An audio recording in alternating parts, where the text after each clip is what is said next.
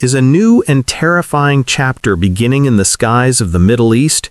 Reports have emerged of a missile attack that has shaken not only the battlefield, but also the center of international politics.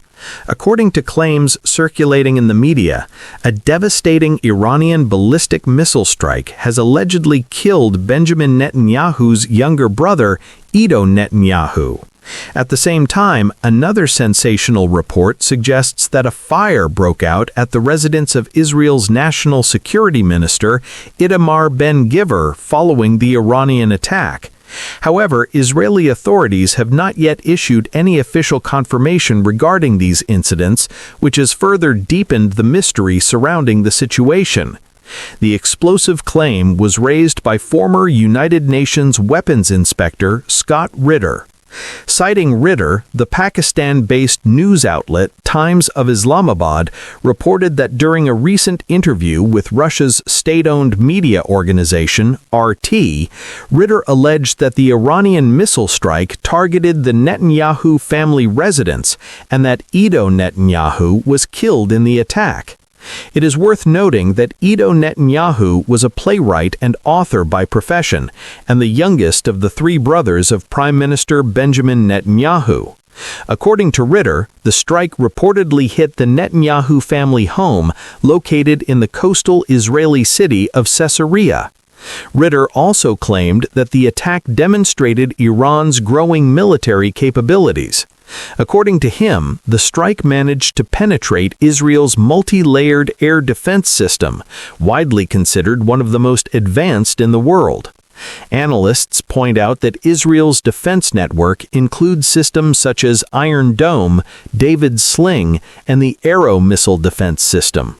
If such a system were indeed breached, it could raise serious questions about the military balance in the Middle East. Ritter further suggested that the strike may not have been merely a military action, but part of a retaliatory response. According to his statement, pro-Iranian circles claimed the attack was carried out as revenge for the alleged assassination of Iran's supreme leader, Ali Khamenei. However, this claim has not been independently verified. Reports indicate that Iran launched multiple missiles toward Israel within a short period of time. The first wave of missiles was reportedly fired around 5:30 a.m. on Monday, March 9th.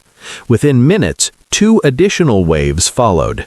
In total, 3 rounds of missile attacks reportedly shook Israeli airspace within roughly an hour. According to the Israeli news outlet The Times of Israel, warning sirens began sounding across central Israeli cities, including Tel Aviv, shortly after the attacks. Panic quickly spread among residents, with many rushing to bomb shelters for safety. Streets in several areas reportedly became nearly deserted during the tense moments. At least one woman was reported injured in the incident. Authorities said she was hurt after being struck by debris from a missile interceptor. However, Israeli officials have not yet released a full report detailing the total number of casualties. Meanwhile, political analysts believe the timing of the attack is significant. Reports suggest that Ayatollah Mustafa Khamenei has recently been appointed as Iran's new supreme leader, and many observers view the strike as a possible signal from the country's new leadership. The ongoing conflict has also drawn comments from former U.S. President Donald Trump. Speaking to reporters in Doral, Florida, Trump stated that the ongoing strikes involving the United States and Israel against Iran could come to an end very soon. According to him, the progress of the conflict is moving towards its objectives faster than initially expected. However, the reality on the ground remains grim. Reports from Iran indicate that a major strike hit a residential area in eastern Tehran last night. Local authorities claim that at least 40 people were killed in the attack, while many others were injured. Rescue operations are still ongoing as emergency teams search through the rubble for survivors. Journalists from the international media network Al Jazeera also reported hearing a powerful explosion in Tehran shortly before their broadcast. The exact target and the extent of the damage remain unclear. Overall, the situation in the Middle East appears to be rapidly becoming more complex and dangerous. With repeated attacks, counterattacks, and dramatic claims emerging from both sides, global attention is now firmly focused on the region.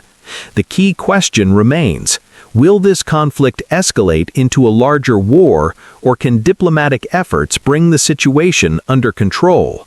Regardless of the outcome, the ongoing tensions in the Middle East are likely to have long-term consequences for global politics.